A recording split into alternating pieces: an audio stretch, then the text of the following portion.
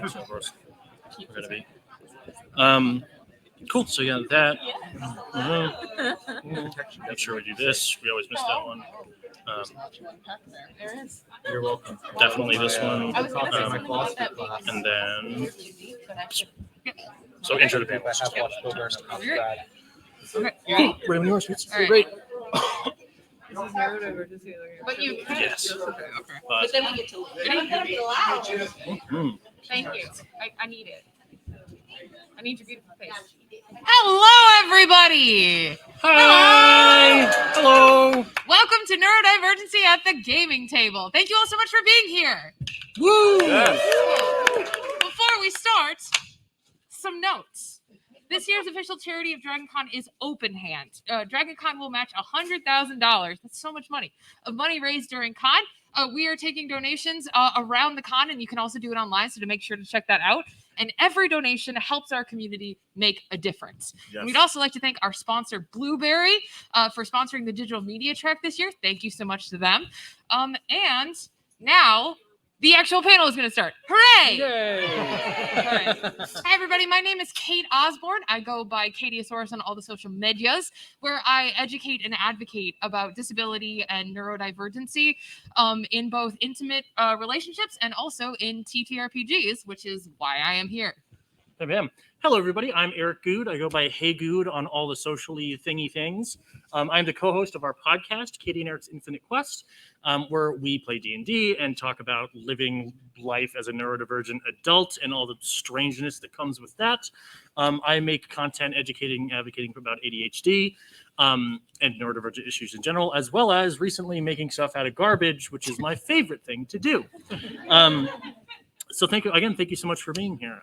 Before we get started, we just wanted to make sure, blanket across the board, to define the term neurodivergent. We always forget to do that part. Neurodivergent technically just means anybody whose brain in a measurable way behaves differently than what is considered normal. It's a very broad term, but that is what we mean when we say neurodivergent. The opposite of that would be neurotypical, which is somebody whose brain generally behaves in a way that is considered normal. But what is typical and what is normal? That's Right? a debate for a different day. I know, right? So before we meet our other panelists, we just want to let everybody know that the goal of today is to discuss our experiences in gaming and what it means to game as a neurodivergent person with a neurodivergent brain. And I think looking at this panel, we're going to talk a lot about D&D. But one of the things that we like to stress at the very beginning is that this panel, this sort of space, is for anybody who games in any way, because there is a lot of crossover. There is a lot of like opportunities for like a lesson you learn at like the TTRPG table to, you know, apply to your like MMORPG online experience. So we just want to make sure that everybody knows that even if we're talking about D&D, we hope that you learn a little bit along the way. Mm-hmm. So the way that we like to run this panel is we're going to have a few conversations. Well, we're going to meet our panelists, and then we're going to start have a little conversation. But what's really important is that we give you all an opportunity to ask questions. So we're going to leave a hefty Q&A at the end of the panel for your questions. So before we get started with our questions, I would love to meet our other panelists. Who are you? Where can they find you? And if you are comfortable and okay with disclosing your neurodivergency, feel free, but obviously no pressure. And also, what did you have for breakfast this morning? Stevie, Wild I'll card. start Wild with you. card. Well, what I have for breakfast is what I'm eating right now. Starting off strong. Very Got much. this. Hello, my name is Omega Jones, also known as the Critical Bard across all social media channels. I'm a professional actor and vocalist from the Midwest. I'm a tabletop designer. I've worked with wizards and other people on like launching things, not necessarily doing design for wizards, but I've helped with them with some promotional marketing things. I'm also a writer for Into the Motherlands, which is a upcoming Afro-futuristic TTRPG, setting the idea of what, if colonization just didn't happen. What if Black people went to space? Basically, is kind of what happened. Wow. My pronouns are he and they. I am also a diversity, inclusivity, equity, sensitivity consultant, and all that entails, because accessibility and inclusion and equality is important in all aspects of gaming. It is not just the cis white guys out there doing this anymore. Um, Yes. With that being said, I do not consider myself neurodivergent. So I'm going to make sure I'm not speaking over anyone who is. However, I have a lot of lived experiences in life that I believe can apply in certain aspects of this. Hi, everybody. My name is Alex Smith. I'm the DM of the Quid Pro Roll podcast. I'm also co-owner of a comic book shop in Richmond, Virginia called Alpha Comics and Games. Woo! I have ADHD, and my hyperfixation is, in fact, creating for my podcast. So that is a fun experience and totally does not lead me to making poor decisions and ignoring my own health on occasion. I'm Jeffrey Nix. I am also the only one on this panel that is neither a podcaster nor a content creator. So you can just remember me as that guy who didn't talk as fun as everyone else when we start reviewing this panel. I am one of the writers of Impractical Magic.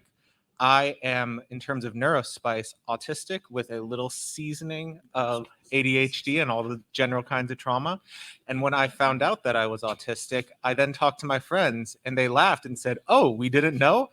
All your characters have been autistic, so we sort of guessed." So for the very first time, I have been working to write a nonverbal autistic character, working with a bunch of different speech language pathologists and PhDs.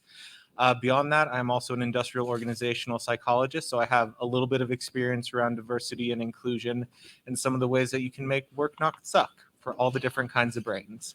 As far as breakfast, oh man, I forgot to I forgot the breakfast question. All right. I'm right with you. I was able to put half a handful of cashews in my mouth before this, and I'm riding high on that. So let's go! Let's go.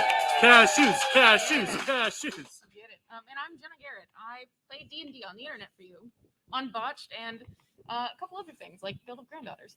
And I have ADHD and CPTSD. And I'm not as interesting. Howdy, yeah, I am. Oh. I wanted to clap for you, but I didn't want to clap for CPTSD. Well, let's try to get rid of some imposter syndrome real quick. Can we get a hand for our panel, everybody? All right. Woo-hoo. So I'd like to start out, and then Jenna, if it's okay if I start with you, just so we end up being the end, because we'll talk forever. It's like our whole thing. Just if you could talk a bit about how your neurodivergency has affected your life as a gamer and your relationship to gaming in general, good, bad, and the ugly. Yeah, okay.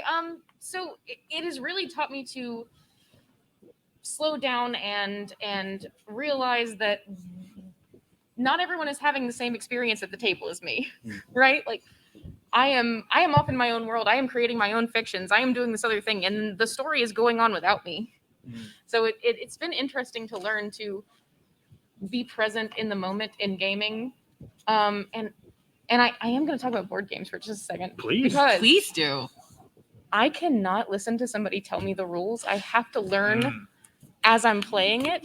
And I know that it is so frustrating when I'm constantly going, okay, but then what was that rule for this thing? So it's taught me to like have resources open next to me while we play board games, while other people are getting it and I am not. So for me, the part that was interesting is those of us who are blessed with autism can sense each other.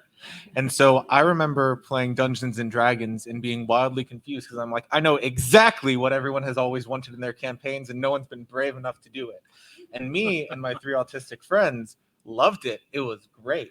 I ended up making a character that was a revived scarecrow who didn't know any social rules. And so my game was anything they told him, I kept a notebook for, and I would play exactly to the rules they gave me. And I thought this was hilarious, amazing social commentary. And then I found out that it was annoying and that I was going to be set on fire. Your character was going to be set on fire. 50-50. So I actually find that my ADHD has helped me DM Quid Pro Roll because one of the things that I usually joke about QPR being is I've made this very intense and serious story about dragons and then my players happened. And so I have this really good bone structure skeleton of like generally where things are going to go, but I have to kind of constantly jump around based off of what my players throw at me. Because again, this game ended up having a lot more professional wrestling than I ever intended it to. Lucky. Again, it's about dragons. So the ability to think as quickly on my feet, and the more notably ability that I've come to sort of attribute to my ADHD, is the ability to very, very quickly form connected narrative threads. So if somebody will just throw off like, oh, hey, you see a redhead in the corner, I'm like, cool, I actually referenced a redhead like 2 episodes ago. So if I actually make this a connected thread, then that could probably explain why this thing happened. And it just spirals out of control. And everybody's like, wow, you really thought everything through. And I'm like, yes, this was pre-planned. I'm a genius. And you all should listen to me. So I'll start by saying this, and it's not something I talk about a lot. It is not a level of fear. It's more so if I say it, it's real. And I think we've all had moments like that. So you just don't say it. I'm more than positive there are things that are undiagnosed about me. I just haven't tried to look into it. And that's valid, But I notice I hyper-focus a lot, especially when it comes to games. Katie and I have played multiple games now. Yeah. We're doing one coming up. Woo-woo. But I don't know. There's a level of, I always say, other than performance, when it comes to D&D, perception is my highest stat in life. I see and hear everything. And I mean that to like a molecular level. So I don't know. I try to notate how I process the games that I play and how I do it, and just kind of just jot all that down, and then start to hyper focus on what that could actually mean. And what I find from that is very interesting sometimes. But I don't know. That's really what I can add to that. No, please. And I know that your experiences have been different because you don't have a Yes. formal diagnosis. But again, your commentary is not only valid but necessary. Jenna, you said something that kind of resonated with me. You said you feel like you're not part of the story. Well, not necessarily not part of it, just I am doing another story in my brain. So it's an interconnected, woven, interlocking universe. Yeah. But it's not always what's happening. Yeah, I'm curious, by a show of hands, how many people connect with that thought? I certainly do. I'm wondering if I could ask the panel, in moments where you feel that you're far away from the game for one reason or another, maybe your inner monologue is going really loudly, or maybe your other players or your DM or the people you're playing with are not vibing on whatever wavelength is going on in your head. I'm curious if you can think of any examples where somebody has done something or something has happened that helped you get back into it, that made you feel more like you were at the table. I can start because I know I just threw that at you. Well, just for example, one of our last shows with Ice Cream Sandwich, you should absolutely go follow wherever they are. He gave us puzzles in the middle of the game where the players had to solve a puzzle, but then he had the physical puzzles with him. There were those things where like it was the two things next to each other and you had to whatever. And I heard him take them out of his bag before I saw them. I heard that characteristic like jangle, and my whole ADHD brain was like, oh my gosh, this is happening. Oh, it's really happening. And that saved the game. Not that it was going poorly, but that made the game for me because now I had something I could sit there and go like this with and fall back into the game. But it worked because he's brilliant. But so stuff like that, I was wondering if anybody has any examples of something like that or something that they wish someone had done. I actually may have 2. So one of them was that I was getting a bit fixated on part of the game that was frustrating me or that I considered to be suboptimal. And I was pausing to say to our DM, no, the dice have said this, but look, there's a price for salt, and this is a plane of salt. I don't really care what the dice says. This is a great idea, guys. We could just get money. How much does it cost to buy a cart? And it ended up going pretty deep. And the support I got when the light slowly faded from their eyes was one of my friends went into a chat because I was playing online at the time and started sending me articles about salt mining. And I was like, yes, someone is in this world with me. I am all right being wrong in this game because you and I both know that I'm right and I don't need to convince people. And the other one was I had another situation where I was playing in a different campaign and there was access to the Underdark. And I said, oh, this is in the middle of a city. That sounds like a phenomenal trade route and very hard to get resources. I can get rich and not have to fight because I get anxious when I'm about to die. And so my GM said, oh, nope, it is owned by an old woman who refuses to sell it. You can't get there except by going through her basement. And I'm like, character's priest of the Underdark. I want to get money, cash, money. And so I started over the course of 3 different sessions, just trying to get the money from her. Can this lady be bribed? Can she be assassinated? And it got to the point where it very deeply bothered people because it was like a 15-minute aside of like, you don't get it. This would make sense. This is a great cost benefit. Look at the equity. And my DM didn't say anything. He's like, you've tried everything to get this old lady out of the house. And then he started playing Sexual Healing by Marvin Gaye. And he said, are you willing to go this far? And I was like, you have met me where I am.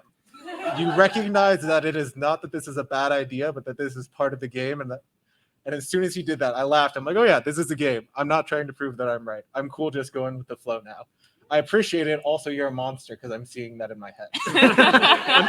I'm curious, did you do it? And what was the check? Jesus. Was it athletics? Performance? Favorite performance? All right, hold on. Putting a pin in that. Charles, I'm so sorry. It actually does like raise a concern for me. Like, I don't want to derail us too much, but generally in my experience, there are some things that like, you know, make the DM uncomfortable, but your DM should never just sort of like unilaterally just shoot down what you want in a game. Like, obviously DMs they are players too. They need to be able to have fun. They need to be able to reject things that make them uncomfortable.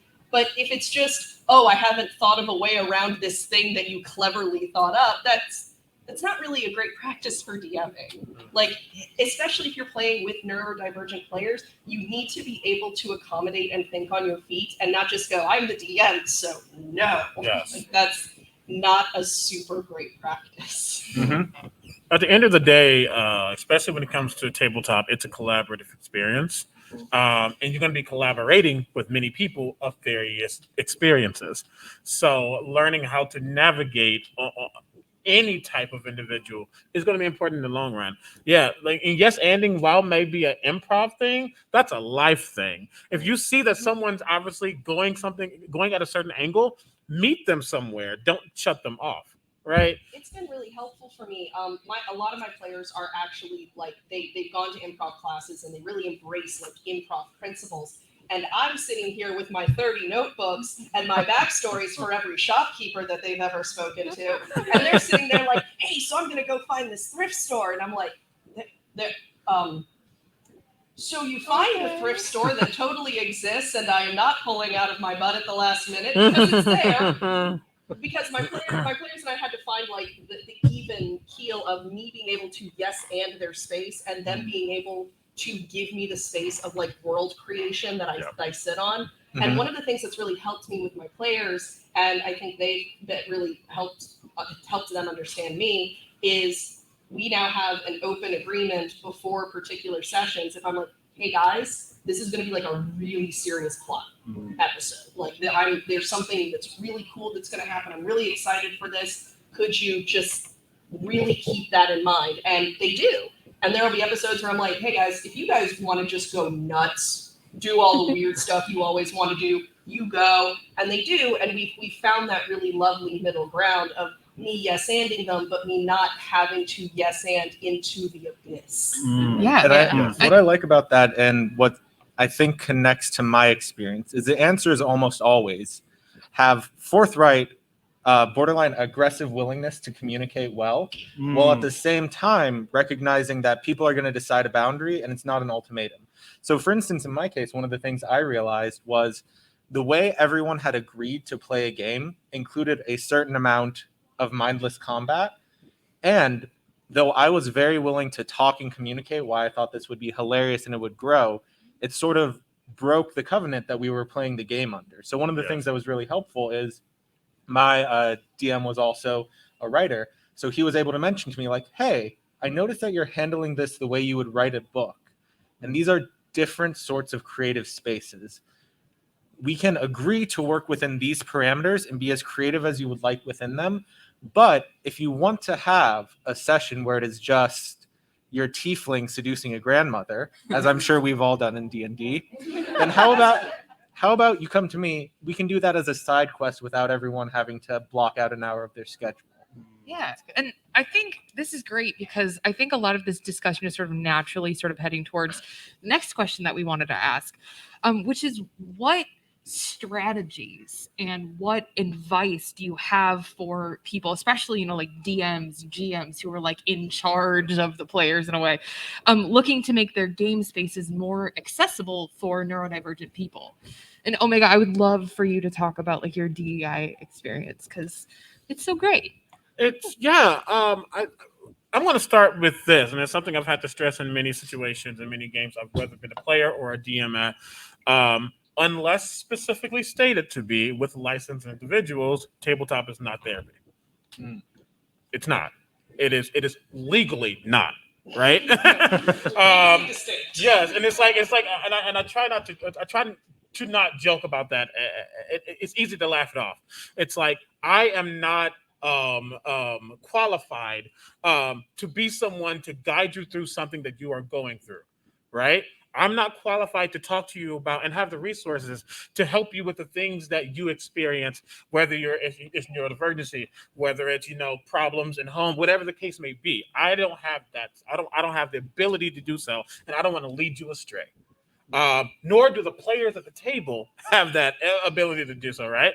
Not saying you cannot experience, not saying you cannot enjoy, not saying you can't exist, but it's not therapy. So I think strategies, making sure that people understand what we're trying to do together, learning and understanding who each of the players are at the table. When it comes to DEI work, it's like you have to look at so many different variables. I think about the scene in Iron Man when he finds in Iron Man 2 when he finds the last what's it called, element, and like expands and like this kaleidoscope of stuff around him.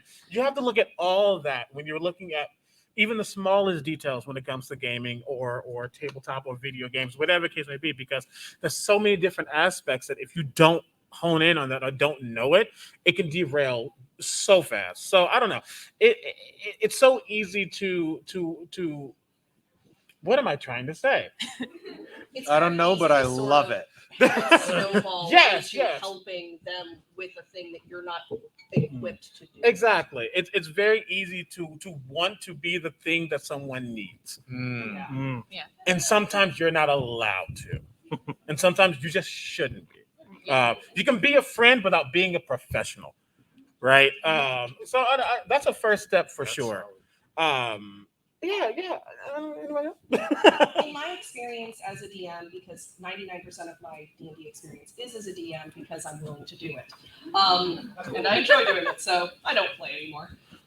So one of the things that happens that I've noticed is with people with neurodivergencies, when you're trying to accommodate them in a game, whether it's a one-shot or whether it's a long-term game, it's like taking the rules and just sort of reshaping them to fit to accommodate the neurodivergence. So I was doing a panel a long time ago for a thing called Help My Game Is on Fire that ended up being Dungeons and Dragons and Dear Abby. And 99% of the questions were, so I have a player that does this, and 99% of the answers were, well, if you have an adult conversation with them. Ooh, disgusting. Like That's how you get this. Oh my God. That's how you get the people interactions. But one of the questions that I got that really kind of shook the group was, I have this player who is autistic, and I am planning to homebrew some of my rules, and he's really fixated on the fact that the rules as written are the way that they are, and that I'm changing them. And I'm like, well, have you sat down with this player and worked out how that structure is going to be different? Yeah. Because I don't think that he's focused on the rules. I think he's focused on the comfort of the structure. Yes. And the fact that everything is very predictable in how it works. Have you sat down with them and like worked that out instead of being like, oh, hey, by the way, guys, we don't do material components anymore. Yowza, you can do Wish now. Like, oh no. Absolutely not. Don't make your players Wish, guys. Don't. And it was one of those things that like not only did all my co-panelists go, oh yeah, but like the person who was DMing for this person was like, And I'm like, you can just have conversations with your players about like what their stuff is. Like for me, I enjoy really like dramatic narratives. Like if you want to do like a masquerade ball with like 30 political intrigues, I really liked the level in Dragon Age Inquisition where you just run around and screw with the nobles all day. Like that was my favorite part. And that kind of thing really resonates with me.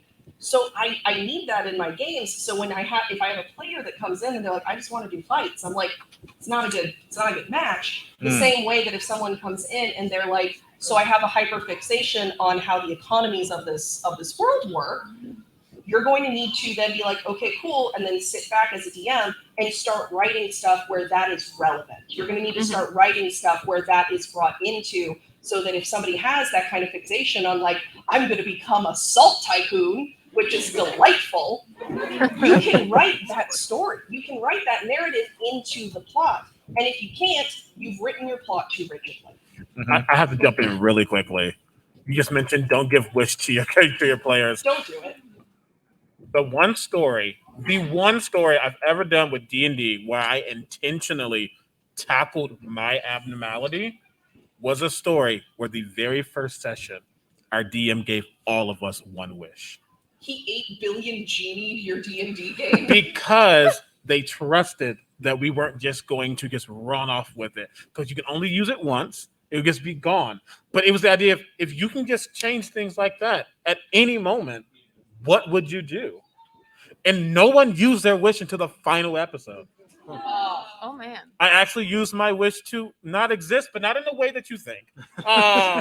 It was a very interesting thing, but it was a fun, it was a experiment that paid off, but it was just funny that the one story that I was intentionally trying to understand who I was that. So sorry. It was just cool moment. I would just like to say very quickly that I really enjoy that everybody's giving these like beautifully nuanced answers, and I'm like, have a basket of fidget toys. As I sit here spinning my ring. I'm sitting here. Oh, sorry, but Yes. yeah, you were next. Oh, okay, sweet. I think it comes down to like for me, IRL perception checks, like knowing when that you need to pay attention to your players, and knowing what's going on with them, and having open and honest discourse at all times, and knowing when things are too far for your players. Yeah. We have a practice in Goblins and Growlers, which is a group that I work with that does TTRPG content. It's one of the banners that Quick Roll falls under. They have a practice when they run brewery games, because we'll run games at like restaurants, breweries, bars, and stuff like that, where it's called throwing up an X. If something happens in a game that is triggering or upsetting or just plain like super icky for a player, they have the full authority to, as many times as they want, do this with their arms, and the game stops, it rewinds, and then it starts again without whatever just happened. No questions, no nothing. It obviously, I think it's really good to talk about lines and veils in your session zeros, but that is a great ripcord to pull if you ever have any players that have CPTSD, I can put letters together, any kind of issue like that, or like very specific anxiety triggers. It is a great way to do that, especially if you can run it without any stigma to it. Yeah. And so when we're talking about the tools to use, it was interesting for me because the people I played with were myself, who has done social work and has a degree in psychology. And it was also a couple, one of whom is getting their PhD in licensed family therapy and is developing their own autistic hyperfixation on autism. So there was very little that I had to do or that I was aware of. I was mostly just like, that's some good therapy talk there. I like that witchcraft. Let's keep going with it. I think the part that's always useful for me is recognizing the goals people have and the parameters you're working within. So I was able to realize, like, this dude, he just wants a dragon man to hit stuff with a sword. And so I can be helpful to that, and I can make sure that things with swords get hit. I recognize that I wanted to figure out how to game the system and put a bag of holding inside a scarecrow so that he could endlessly stuff himself and have unending health points. That was all I was after. Oh my gosh. Yeah, you're welcome. That's not how I thought that sentence was going to resolve. It's a wonderland. I don't know how it's going to end either. But being able to recognize, like, each person has a little goal, and it isn't a competition to make what I wanted to happen occur instead of them. It is rather to challenge yourself to find the cool way that everyone achieves their goal. How does he hit things with a sword in a way that moves me closer to my bag of holding, gives this person an excuse to use the Elvish they've been learning online, lets my DM talk about the thing he's been really excited for with like hydrodynamics or whatever. And if you can get all of those at once, it is much harder and much more worth it. Yeah. That was amazing. Like, no, that's my background is actually in LARPing. I forgot to bring it up because my life is an ADHD and the best feeling in the world was when you had a kid who wanted to whack stuff with a sword, a kid who wanted to make up their own language on the fly, and a kid who wanted to steal the schmobbledy schmup from the thing, and still have those three kids like play together and work to each other's strengths. It's a beautiful thing. Anyways, but just thank you. That's awesome. We're getting Sorry. questions from the Twitch chat. We're coordinating. Oh, is that what was happening? Oh, wow. Sorry. My brain I was like, oh, I didn't know that there were going to be online questions. Now I'm excited. Wow. Hello, Twitch. I think the only thing that I would add on is that I think multiple opportunities and avenues for communication and negotiation are really important. For instance, somebody at the table might have social anxiety and like in front of everybody admitting that they're not okay might be really difficult. Yeah. And so having, like an on the table X that they can tap, or, providing like a private Discord server where you can communicate directly for the DM. That's kind of the thing that I like to focus on, especially when I'm talking about specifically supporting neurodivergent players, is, the basket of fidget toys is like the easy joke, but literally having different kinds of fidget toys, thinking not only about the environment that you're creating at the table, but also in the room. How hot is it? No reason I'm saying that right now. It's fine. But like, what are the lights doing? Do your players prefer having music in the background? Do they not want music in the background? There's a lot of ways that, something that works for one player might not work for another. And so like negotiating through that and saying like, I really need background noise, but you hate music. So can we use like pink noise or brown noise or like whatever it may be?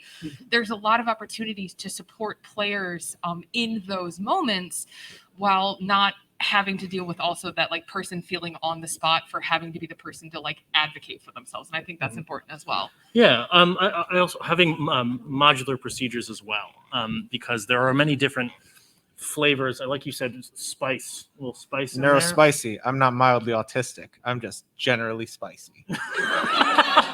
Beautiful. But there are as many different solutions to all these problems as there are people on Earth.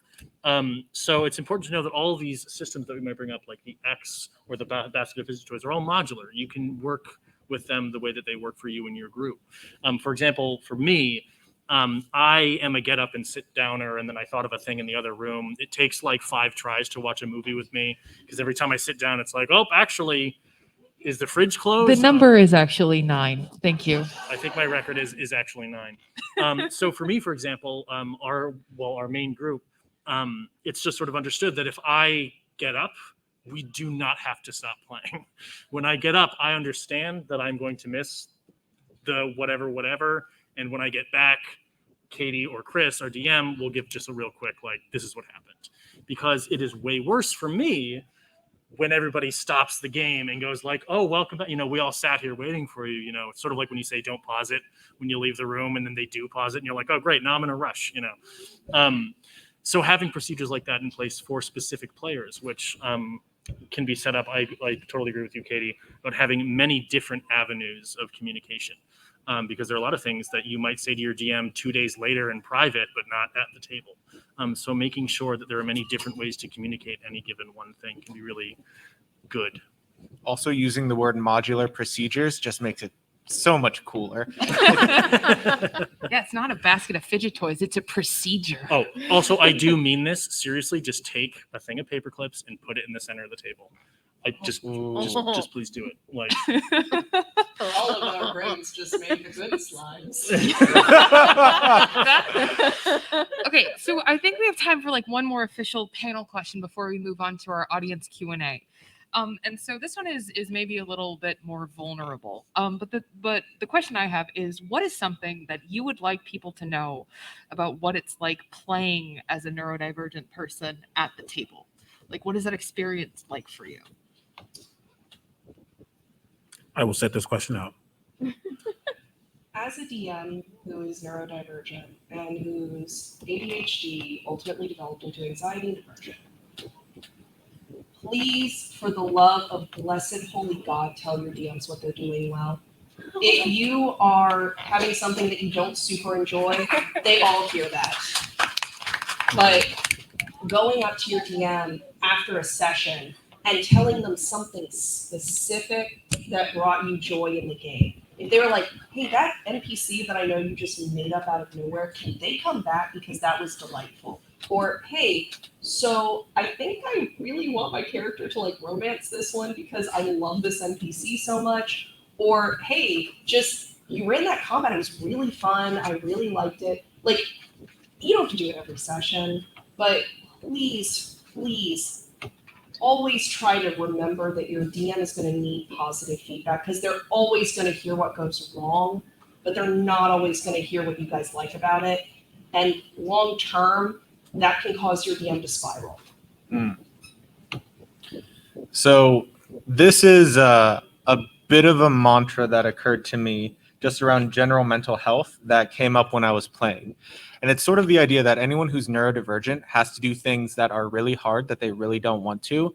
And it doesn't get to matter that you don't want to. You are just forced to do it anyway. And it's this sensation that like you are putting in a great deal of work to show up as you are. So if that is already not enough, there's this sensation where like, hey guys, I'm putting in a lot of work. I don't want to make you have to do this because I know the only way that you would put in this work is if I make an alternative that is less comfortable than doing this already. So like I may want a DM to have some check-ins and be like, hey, here is a thing you're doing. Here is a fixation I'm noticing. And I recognize that the same way I was taught, I would have to make it worse if they didn't. And I don't want to have to put that on anyone else. So one of the things that I like to have recognized is when I come into a game, I am putting in work that other people don't see so I can channel what I am fixated on. My first thought isn't becoming a salt tycoon. My first thought is like, I read these rule books and there's a way that I could break this and I can munchkin it. It would be hilarious and I would end this campaign in 2 episodes. And I see that and I know it's not fun for anyone. So I've probably gone through 3 or 4 or 5 and it can be a bit difficult to handle me when I'm a tiefling trying to be a salt tycoon. But if we talk about it, it is good to recognize like this isn't just me walking in and being the worst character I can be. This is me being the best that I can with the current amount of effort, and I am open to talking about more effort. But first, it's good to acknowledge that I've probably done some work just to like show up in real clothes and having brushed my teeth. I think something that's really important to remember is that no matter the planning, no matter the conversations you have, no matter the dialogue discourse, eventually your DM or somebody in the game is going to do a thing that you've already talked about, that you've had conversations about. And it's not, you have to be present and aware of whether it is a slight to you or not, because usually it's not. My DM loves to torture me with a certain gore thing. He's not doing that because he's trying to actually torture me. It's just a thing that he put in the narrative. It doesn't matter that like that's my thing. He literally is not trying to injure me. It just happened. And we can go to each other afterward and talk like adults and say, hey, I didn't like that. Like that, you can't do that with me there. Okay, please. And being open and being pleasant about it is really helpful for them because they don't know that they did something terrible to you. I actually am going to say something. I wasn't going to because I was sitting here like, how do I add a outside perspective to that without trying to equate something? And I hate equating things. Like I joke and say, I hate the oppression Olympics, where you say one thing and someone says as a blank, and it's like, well, this isn't a competition. We're just all in this together, right? But I think it's important to note first and foremost, I'm a whole Black person. And if you didn't know, now you do. But it was important for me because I want to be angry a lot, right? I want to be angry at this world. I want to be angry at people who don't get it, who aren't willing to get it, et cetera, et cetera. But I have to find a level of everyone just doesn't know. Even if I want them to, not every person in this world will know how to be a good person or know how to navigate what it means for me. So how I apply that is show your DM and fellow players some grace because they might just not get it. I'm not saying don't protect your peace, and I'm not saying let them slide forever, but I'm saying that we're all learning each other together at the exact same time. So if I can urge, show a little bit of grace, because I promise there someone, especially a DM, is probably it wants to make sure that you have the best game that you can have, but they just might not get it immediately, or they might go a different direction. And there's a level of working, coming together to work in the middle. We all want to have an enjoyable time. We all want to tell a good story. We all want to roll some dice, beat some monsters, whatever we want to do, or become a salt tycoon. But we have to come to that in a way that makes sense and is good for everyone. And I can easily be like, you're wrong because you don't get why racism is a thing. You don't get why orcs are inherently racist. You don't get why some TikTok people about to say something, why goblins are anti-Semitic. Right? Like, some people, they don't get these things. I'm not saying be their ultimate education, but just show a little bit of grace. And I want to tack on one thing because this is a bit of a bummer, but to cap it off, playing with neurodivergent people is not necessarily, but is frequently awesome. Like, if you know for a fact that your best friend will have the light go on in his eyes and have the best evening if there's a secret library, that is one of the best things to know as a DM. I'm going to throw them everywhere. It's also so easy to make them have a good game. Yeah. If you give me an animal familiar, I've got like 6-7 sessions of just being so happy. And if you come to me and you say, hey, Alec, or hey, Jeffrey, or hey, whoever is on your campaign that is neurodivergent, I want you to help with this puzzle that relates to something you love. They can make that game amazing because they're not going to put in the normal effort because they're not normal. They're exceptional in that specific field. Yay. That's great. I would also, hey, we're on the panel too. Yeah, I know. We are, right? No. I didn't look at the thing. I just No. showed up here. But no, first off, I love what you said, Omega. That's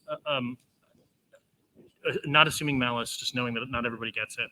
And I think something that is really important to bring up in this sphere is, as much as we want and need neurotypical people or people that don't yet get it to be patient with us, so too do we need to be patient with them. That's I think one of the hardest parts about this for me is being patient with people who are having a really hard time getting that I want to sit down and sit still, but I can't, and waiting for them and explaining to them. It's frustrating. But patience is the crucial ingredient in all of this across the board. You cannot have too much of it. Aw, that's really nice. Okay, so I think right now what we're going to do is we want to give plenty of time for questions. So we're going to open it up for audience questions. As you line up to answer your questions, please keep a couple of things in mind. We only have 20 minutes left, so we would love it if your question was short so we have time to answer it. And as you're lining up and deciding who's going to go first at the neurodiversity panel, no pressure.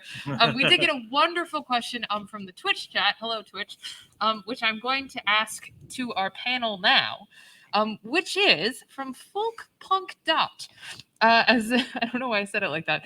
As in rotate off. Okay. As a new Jarvis nailed it. As a new BDM on the spectrum, what are some strategies to read the room when you struggle with reading body language? Oh, It's a great that was a question. question.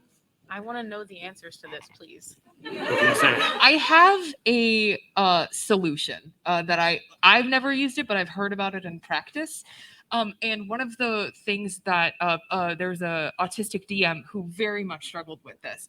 And so what they did was they literally, it was so brilliant. They printed out like mini feelings wheels, and they gave each player like a token. So the players could put their sort of like token on the like, I'm feeling good, I'm feeling not so good, like I'm feeling anxious or excited or whatever, which allowed the DM to sort of like interpret their body language, understand what was going on, and keep players safe. Because, you know, if somebody starts looking anxious but you interpret it as like excited, that could go very poorly. And so literally they just like added something to the table, and that was what they used. And I thought that was like really, really smart. Yeah, totally. That is really good. I like that one. So this one is actually difficult for me to answer because one of the things that I will keep to 30 seconds or less is the way that we categorize autism as high, low, a lot of autism, or a little autism is a false scale. Yep. If you have 20 units of autism, but your autism is focused on psychology, theater, body language, or communication, which it was for me, then I present as very close to neurotypical. So someone is listed as autistic as their acting ability is, not how autistic they are. So for me, thank you. Sorry, that one hits home. It's fine. So for me, my special interest revolved around body language. So I have a monologue about it. I genuinely have considered writing a book, but it is not something that I can make concise any more than I could concisely talk about why I love fantasy books. I think there are a lot of techniques, one of which that I have heard is that rather than trying to read each person's body language, which is a net of complexity and history and weird cultural authority, if you can make a bad good chart in your head and you can generally group things there, you don't need to know exactly what an expression or what a phrase or reference means. You can just try to figure out, is this red or is this green? And it simplifies the cognitive load enough that you can probably soldier on and get more evidence. That's awesome. Wow. Yeah. Oh, people are standing. Oh my goodness. You're first. Round of applause for the first team. Oh, and if you feel comfortable, feel free to start with your name and pronouns, but no I'm pressure. Dallas, they, them. Oh. I'm just going to follow up with that. Do you have any advice for sort of running games on sort of a virtual tabletop, like over the internet? Like, given I do, given like I have friends all over the country, like it's a whole. Yeah, no, that makes sense. So the question is just sort of like DMing in that space, but virtually, like Roll20, Zoom meetings, that kind of thing. It kind of depends on what you find difficult or what your players find difficult. If it's one of those things where not seeing faces is really difficult because they can't get a read, Zoom meetings are really, really helpful for that. That's actually how QPR gets recorded partially, is we record separate tracks and then play through Zoom.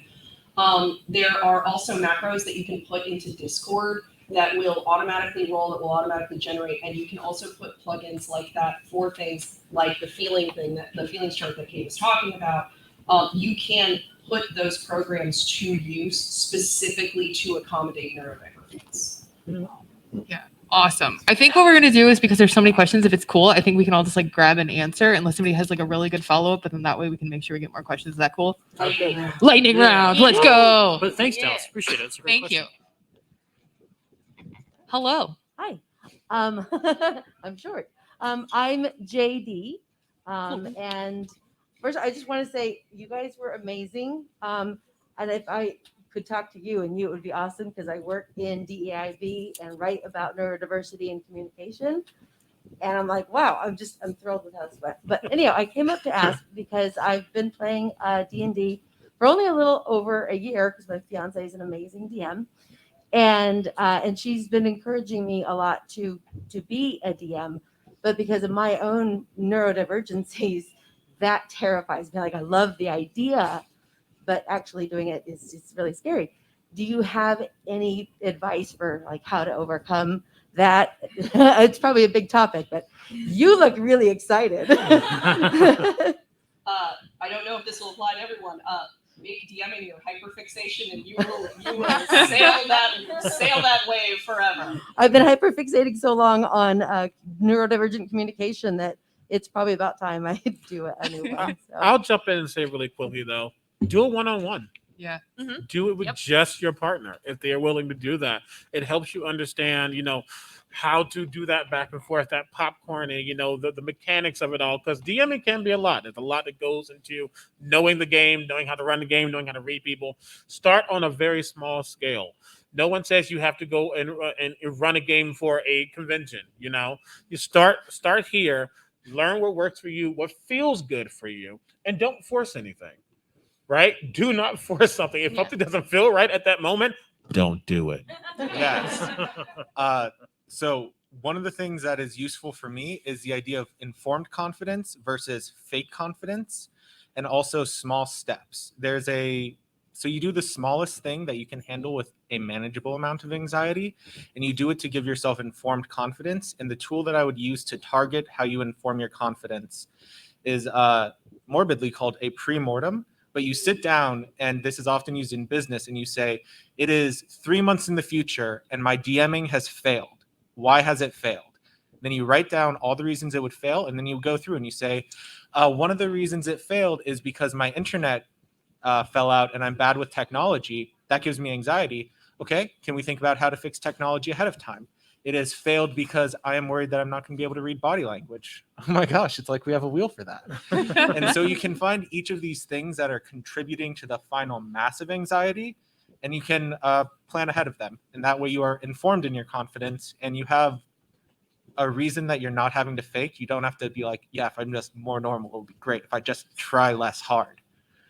Oh, you heard the size? Yeah, That's so great. lean in. Be more neurodivergent. And hyperfixate for the win.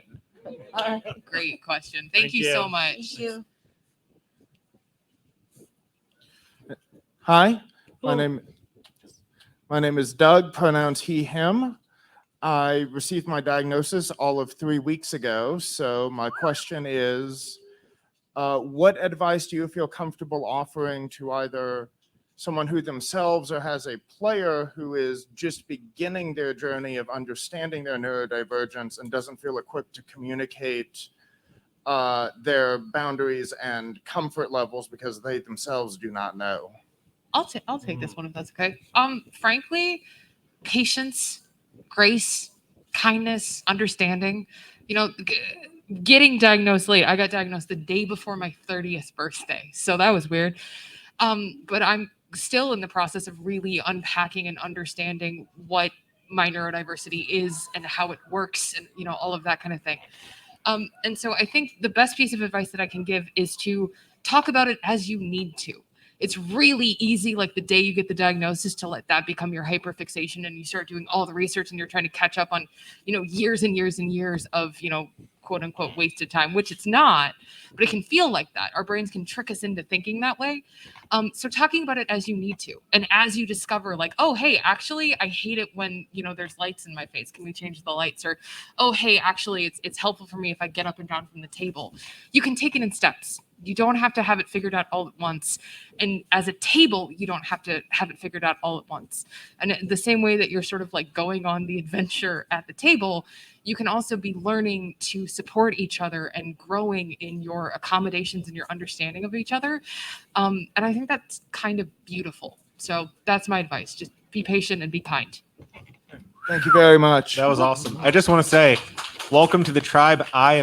We are genuinely happy that you're here with us. Thank you. Here. All right. Hi, I'm Blake, I guess he, but I'm a professional DM, about 10 games a week with 60 different players. And Nice. and coming into trying to be as educated and as helpful as I can to a lot of my neurodivergent players. And there's a lot of revolving door that comes along with that also. Is there any way beyond communication on session 0 and working with people to identify and maybe be more open or create more pathways that could be helpful to working with people in the neurodivergent community? Everybody immediately looked at you and I. I have just generally, if you look up psychological safety, there are a lot of books that seem like pop psychology, but are actually very useful. And it is about making a place where people are comfortable to communicate with you rather than telling them how to communicate with you. So the psychological safety can be established early on, and it'll make it easier for everyone to help you help them. Cool. Thank you.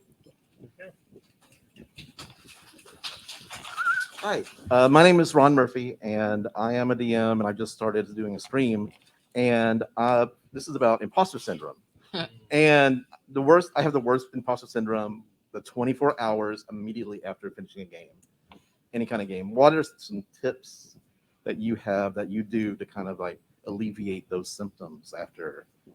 I'm gonna step in really quickly. Something that's really I discovered, because I am not Christopher Columbus and he didn't even discover anything.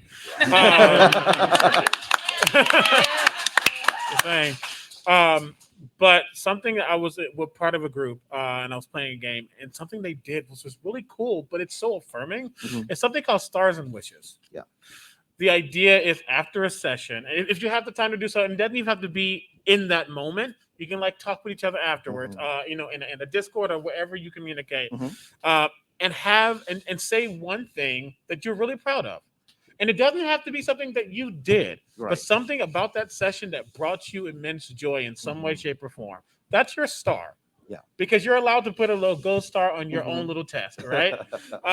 But then you have wishes, which are what is something in the game that I could have done, I wish I could have done, I wish I could have went into a little bit more. Just those things. You're not downing yourself for doing it, but you've recognized that there's something that could have brought you joy. You just didn't get to go into it on a more specific level. Being able to talk about those things, it's just reaffirming, and it proves to yourself in a way that you don't need to prove anything, but it proves to yourself that you are doing what you need to do. Right? Yeah. Don't let that saboteur get you down. Don't do it. Just having that self affirmation is good, and it's okay. Awesome. Thank you. Of course. Hello, my name is Sean. They, them, and D&D 5e obviously is like the most prolific and popular TTRPG in the genre right now. And I was wondering if any of you have experience with like having to work with other TTRPGs in the sense of accommodating them for these various purposes, if it is in any way different. Oh, pick me. You're the mod. I know, but then I feel bad. I feel like I'm just like, I'm the mod, I talk now.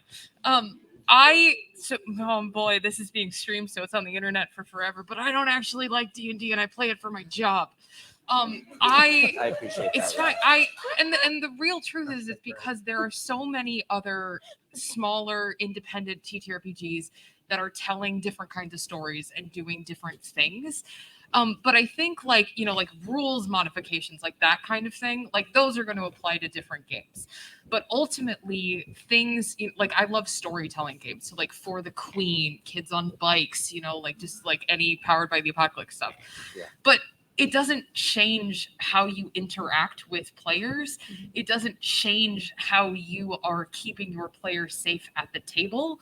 So like fundamentally, if there are things that need to shift because of rules, like For the Queen, maybe you have somebody who is less than vocal in their storytelling, but they're really good at drawing, and they can contribute by live drawing the map, as you build it, or like during the quiet year or something like that. You can make those accommodations, but I think ultimately, like, kind of the goal of this panel as a whole is not just about talking about, the mechanics of 5e, but rather talking about how do we create a safe and meaningful and vulnerable place where our players can feel supported and feel valued and feel like they're contributing. And so no matter what the game, it's just about finding the contribution that is meaningful, whether you be a salt miner or a storyteller, and going from there. But I love that question. Thank you so much. Thank you.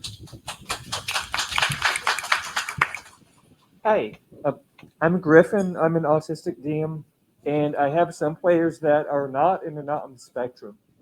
So what I'm anxious about is how to make sure they're also having fun with like my personal style. Do you all have any advice for that? I think checking in frequently actually is really good for that. Making just all you have to do is ask and say, did you like this? What did you like? I think that's pretty simple. Just you are allowed to ask your players if they're having a good time. All the time. Yeah. Mm-hmm. And if anything, the fact that you're autistic means that you are probably very skilled at figuring out what needs to be done and learning how to make it happen. So you are entirely capable of solving this problem. You've already solved so many more difficult ones just to be here. And I'm just going to piggyback and say tabletop gaming, most gaming, but tabletop gaming is collaborative storytelling. But the first word in that is collaborative. You are just as important as the players are, right? So you are allowed to ask questions. You're allowed to make sure that you are presenting something that they like, but also presenting something that makes sense. So you all are continuously having that communication. Do it. Just let's do it. That's really what it goes down to. Just ask the questions. Thank you. Thank you. Oh, I hate doing this. But unfortunately, I'm going to say that we don't have time for the last couple of questions because I do want to give our panelists time to let you know where they can find you. But we will be outside in the hallway. At least Eric and I will be. So please feel free to ask us afterwards. But thank you for waiting so patiently. I just want to make sure all our panelists have time to tell us who they are, how to find you, all of your stuff, and if you have any closing thoughts about anything that we talked about. So we'll start down there with you. My name is Jenna Garrett. You can find me at Jenna Chill all over the internet. I am on Botch Podcast. I am on Horse Girls, a show about horse girls. And thank you for being here. It's awesome. I'm very happy. I'm Jeffrey Nix. You can read the last web serial that I helped write at Impractical Magic. The next one that I'm going to write is a mystery to myself and all of you. So if you want excellent content, please go to Jenna Chill.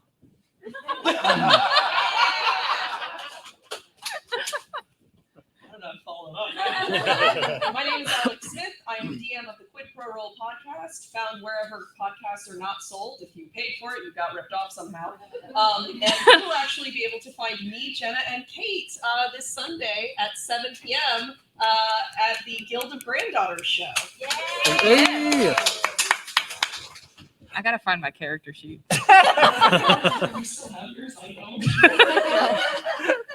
Hi again. My name is Omega Jones, also known as the Critical Bard across all social media channels. You can find me everywhere because I do way too much. I will say that right after this, in the Sheridan Grand Ballroom, I will be playing some D&D with Cobalt Press and a lot of cool folks, including Carl Grimes from The Walking Dead, which is just still wow. Okay, cool, great. And then many more panels coming up, and then something is being filmed next week that's going to come out the week after that I'm doing with Katie. So just check our socials for that. Hi, everybody. I'm Hey Good, or Eric Good is the real name. You can find me as Hey Good, HeyGude on all the things. Most of my content is on TikTok, so if you're confused about what all this is about, head over there. I'm also the owner of the Questcraft Minecraft server, which is a Minecraft server meant to facilitate a safe and awesome Minecrafty gaming space for neurodivergent people. Applications are on my website. I have cards if you're interested. Thanks so much for being here. It really means a lot to me. Oh, sorry, it's my turn. I was just looking at Was you. it I was like, that was really good. abrupt ending? No, I'm Kate Osborne. I also go by Katiesaurus on all the social medias. I am trying to get off of TikTok. I am on Twitch. I just started a new YouTube series that I'm really, really excited about, where I'm taking improv and acting stuff and applying it to TTRPGs, because I feel like there's a lot of videos out there about how to min-max your character, but there's not a lot about well, what do I say when I'm playing? So I'm really excited about that if you want to check it out on YouTube. I am, as it happens, the co-host of Katie and Eric's Infinite Quest, an ADHD adventure. We play Did you say this already? I said at the beginning, but I didn't do it so that you would be able to. Nailed it. But we play D&D, and we also talk about living life as neurodivergent adults. And lastly, I like to do this at every panel before we leave. Just look around. Look at how many people showed up today to have these conversations, to support each other, to share ideas, to share this space together. Thank you all so much for being here. Thank you so much for supporting these conversations in this community space. And lastly, I will do the housekeeping thing. We would like to thank Blueberry once again for being our sponsor. Please, if you liked this panel, rate it on the DragonCon app. If you didn't like this panel, we've been ships of the Northern Fleet. Feel free to follow us on twitch.tv/DC Digital Media. And one last time, don't forget that this year's official charity is Open Hands. You can drop your donations up here at the front or do it online. But from all of us and all of our panelists, thank you so much for being here. This has been Neurodiversity at the Gaming Table. Have a wonderful rest of your con.